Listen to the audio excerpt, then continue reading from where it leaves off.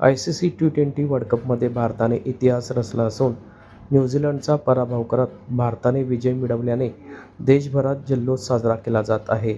दरम्यान जळगावमध्ये ठिकठिकाणी क्रिकेटप्रेमी व तरुणांकडून जल्लोष साजरा करण्यात आला असून फटाक्यांची आतिषबाजी करत वंदे मातरम, भारत माता की जयचा जयघोष करत तरुणांनी जल्लोष साजरा केला आहे.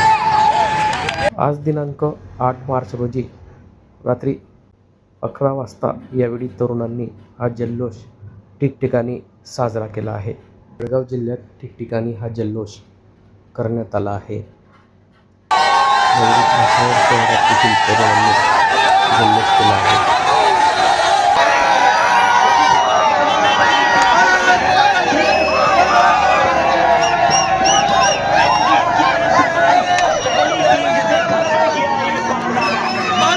माता